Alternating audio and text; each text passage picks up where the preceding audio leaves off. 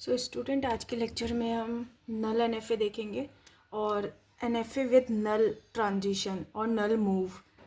ठीक है, तो इसको स्टार्ट करने से पहले मैं एक लैंग्वेज के थ्रू एक्सप्लेन करूँगी। तो अगर आपके पास फॉर एग्जांपल एक लैंग्वेज है 0 की पावर p, 1 की पावर q और 2 की power r, where p, q and r greater than equals to 0। ठीक है, अगर हमारे पास कुछ इस तरह की लैंग्वेज है जहाँ पर हमारी स्टार्टिंग हो रही है 0 से, तो हम सबसे पहले ये देखते हैं कि कौन कौन सी स्ट्रिंग इस लैंग्वेज का पार्ट होगी। तो अगर मेरे p, q, r तीनों ही 0 हैं, क्योंकि जो कि मिनिमम रिक्वायरमेंट है 0 वो हो सकते हैं, तो उस केस में जो मेरी मिनिमम स्ट्रिंग होगी वो क्या होगी, नल लेंथ की, जहाँ पे 0 के भी कोई स्ट्रिंग आपको नहीं मिल रही, 1 से रिलेटेड भी नहीं है और 2 से रिलेटेड भी नहीं। ठीक है, अब यहाँ पर फॉर एग्जांपल p 0 है और q और r 1 है, तो उस केस में 0 ना मिलके आपको क्या मिलेगा, 1 और 2। सिमिलरली अगर आपका q 0 है तो कुछ इस तरह की स्ट्रिंग्स मिलेंगी, अगर आपका r 0 है तो कुछ इस तरह की स्ट्रिंग्स मिलेंगी। एक और चीज़ कि अगर आपके 0 कवर करते हुए 1 आप एक बार पहुंच गए, मतलब 0 के बाद अगर आप 1 लेके किसी स्टेट पर पहुंच गए, तो उसके बाद आपको कभी भी 0 नहीं मिलेगा। सिमिलरली अगर आप किसी भी तरह एक बार 2 पर आ गए, तो उसके बाद ना तो आपको 0 मिलेगा ना ही आपको 1 मिलेगा, क्योंकि जो पैटर्न का सीक्वेंस है वो ये बोल रहा है कि पहले आपको 0 के कॉम्बिनेशंस मिलेंगे, फिर आपके 1 के कॉम्बिनेशंस मिलेंगे और उसके बाद आपको 2 के कॉम्बिनेशंस मिलेंगे। ठीक है, तो पैटर्न ये रहने वाला है आपका, लेकिन हमेशा सीक्वेंस वही रहेगा। ठीक है, तो आपके अगर स्ट्रिंग हो सकती है 0 1 2 0 1 2, जब आपका p q r e सब तीनों की वैल्यू 1 है। ठीक है, तो कुछ इस तरह के पैटर्न्स होंगे और ये हमें एक्सेप्ट करवाने हैं। तो आपको क्लियरली मेंशन है कि यहाँ पर जो स्ट्रिंग है वो आपकी नल है। हम इस लैंग्वेज से क्या अंडरस्टैंड करते हैं कि जब भी हम ये स्ट्रिंग पास करें तो हम फाइनल स्टेट पर पहुँचें। तो आपको ये भी समझ में आ रहा है कि मैंने अगर नल दिया तो भी मुझे फाइनल पे पहुँचना है। और नल का क्या मतलब है कि आपने किसी भी इनपुट स्टेट पर कुछ भी इनपुट नहीं देने के बाद भी आप फाइनल पे पहुँच गए। ठीक है, तो इसका मतलब ये है आपका। तो अब स्टार्ट करते हैं।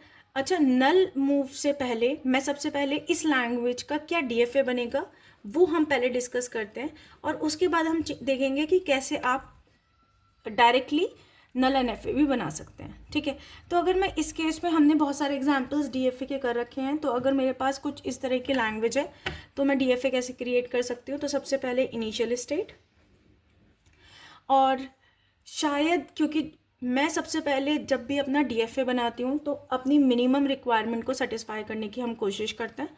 तो सबसे पहले आप देख रहे हैं कि यहाँ पे नल है, और नल का मतलब क्या है कि आपने कुछ भी नहीं दिया तो भी आप फाइनल पर हैं।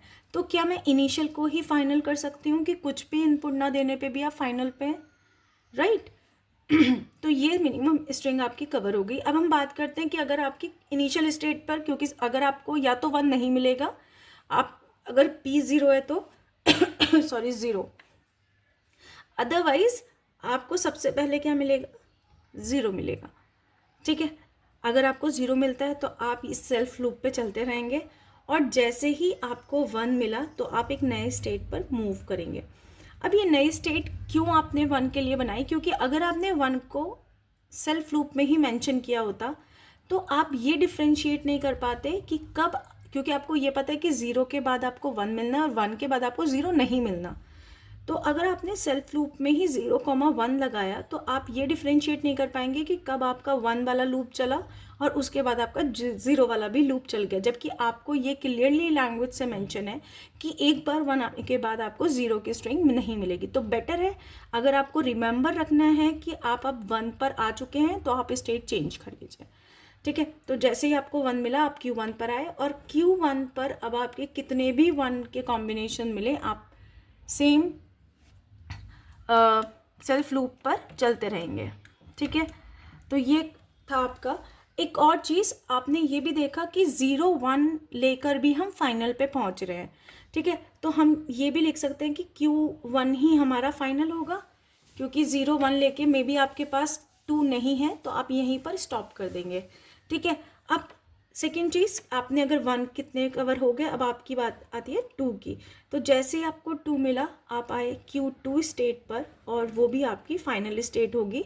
और यहाँ पर भी आप 2 के लिए कितने भी कॉम्बिनेशन बना सकते हैं सेल्फ लूप के थ्रू, ठीक है। तो ये हमारी मिनिमम रिक्वायरमेंट हमने सेटिस्फाई करी, बट अभी भी ये कम्प्लीटली DFA नहीं है, क्योंकि Q0 पर आपने 2 के लिए पाथ नहीं बनाया हुआ है। सिमिलरली आपने Q1 पर भी 0 के लिए पाथ नहीं बनाया है, और Q2 पर 0 1 के लिए पाथ नहीं है। तो सबसे पहले हम इसको कंप्लीट करते हैं। तो Q0 पर आपको 2 के लिए पाथ देखना है, बट आपको ये भी पता है कि P भी 0 हो सकता है और Q भी 0 हो सकता है। तो अगर इनिशियल पर P 0 हुआ, Q 0 हुआ, तो अगर आपको सिर्फ 2 की ही स्ट्रिंग मिलती हैं, ठीक है, तो आप क्या करेंगे, यहाँ से डायरेक्टली 2 लेकर फाइनल पे पहुँच जाएंगे, ठीक है। तो ये वो केस होगा, अगर आपका 0 मिला तो सेल्फ लूप चलेगा, या फिर अगर आपकी स्ट्रिंग में 1 है तो आप Q1 पे पहुंचेंगे। ये वो केस है कि आपको इनिशियल पे ही 2 मिला, तो कुछ इस तरह की स्ट्रिंग्स होंगी आपकी जो आपको सिर्फ 2 के कॉम्बिनेशन दे रही होंगी, ठीक है, क्योंकि वहाँ वो ऐसी सिचुएशन मिलेगी जहाँ पर P और Q आपका 0 होगा, ठीक है। तो ये हमने Q0 कंप्लीट किया। अब हम आते हैं Q1 पर। तो Q1 पर 0 मिसिंग है। एक और चीज़ कि क्या हम Q1 पर आने के बाद कभी 0 को एक्सेप्ट करवा पाएंगे अपने स्ट्रिंग में? नहीं, ठीक है। तो इसके लिए बेटर है कि आप क्या करें, एक डेड स्टेट ले लें और यहाँ पर 0 के लिए पाथ बना दें। तो इस पॉइंट पर अगर कभी भी 0 आया तो ऑलवेज आप डेड स्टेट पर रहेंगे। और डेड स्टेट पर आपने 0 के लिए भी बनाया, 1 के लिए भी 2। अब इस स्टेट पर चाहे 0 आए, 1 आए या 2 आए, आप इस डेट पर ही रहने वाले हैं, ठीक है। तो यहाँ पर भी आपने Q1 पर 0 1 2 की मैपिंग कर दी। अब बात करते हैं हम Q2 पर भी। तो सिमिलरली Q2 पर एक बार आप 2 लेकर आ गए तो आपको कभी भी 0 और 1 नहीं मिलेगा। तो सिमिलरली मैं यहाँ पर लिख सकती हूँ कि अगर मेरे को 0 या 1 आता है तो मैं डेड स्टेट पर चली जाऊँगी। तो ये मेरे लिए कंप्लीट DFA हुआ, ठीक है। लेकिन हमारे जो हम आज का टॉपिक पढ़ रहे हैं वो है आपका NFA और null NFA, NFA with null moves और नल NFA, ठीक है। तो इसका मतलब है हम तब किसी NFA को नल NFA कहते हैं जब आपके एटलीस्ट एक ऐसी स्टेट के बीच में आपको नल मूव, मिनिमम एक नल मूव तो मिले। अगर आपका एक भी नल है तो हम बोलेंगे ये जो गिवन फाइनाइट ऑटोमेटा है वो आपका नल NFA है, ठीक है। तो सेम क्वेश्चन पर हम आते हैं और हम देखते हैं कि कितनी ईजिली आप नल NFA बना पाते हैं अगर आपको इस गिवन लैंग्वेज का NFA बनाना होता, ठीक है। तो यहाँ पे मैं बोल सकती हूँ कि आप Q0 पर हैं, और Q0 पर क्योंकि 0 का इनिशियल कॉम्बिनेशन 0 का ही आ सकता है तो मैं 0 मिला, ठीक है। और मैं Q1 पर सिंपली नल लेकर Q1 पे पहुंच गई, ठीक है। और Q1 पर मुझे मिला 1, और कि यहाँ पर कितने भी कॉम्बिनेशन है तो मैं Q1 पे ही रहने वाली हूँ। और फिर अगर मुझे मिलेगा नल तो मैं पहुँचूँगी Q2 पर, और यही मेरी फाइनल स्टेट होगी।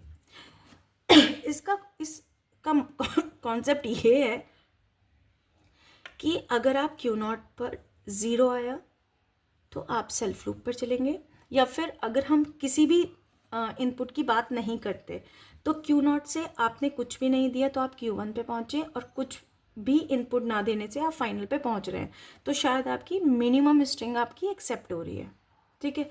अब हम बात करते हैं अगर आपको 0 के कॉम्बिनेशन मिलते हैं, सिर्फ 0 के, तो आपने सेल्फ लूप मूव किया और अगेन आपने कुछ ना देके Q1 पर, और आपने कुछ भी अदर इनपुट ना देकर आप Q2 पर पहुंच गए, तो आपकी वो स्ट्रिंग जो सिर्फ सारी 0 0 की थी वो भी आपकी एक्सेप्ट हो रही है। अब अगर आपको 0 के बाद 1 के कॉम्बिनेशन है तो आप कैसे कवर करेंगे, आप 0 से चले सेल्फ लूप, देन आपने कुछ भी इनपुट ना देकर आप आराम से Q1 पर आए और यहाँ पर 1 के कॉम्बिनेशन कंप्लीट करें। और अगर आपके 1 के कॉम्बिनेशन, सॉरी यहाँ पर 2 भी था आपका, आपके 1 के कॉम्बिनेशन कंप्लीट हुए, और अगर 1 के कंप्लीट होने के बाद आपकी फाइनल मतलब 2 ना होके तो 2 नहीं है तो भी आप नल लेकर फाइनल स्टेट पर पहुंच रहे हैं। तो आप यहाँ पे देखेंगे हर चाहे 0 चाहे 1 और 2 के कॉम्बिनेशन लेकर आप फाइनल पे पहुंच रहे हैं। ठीक है, तो ये बेसिकली कॉन्सेप्ट है नल एंड एफ ए का।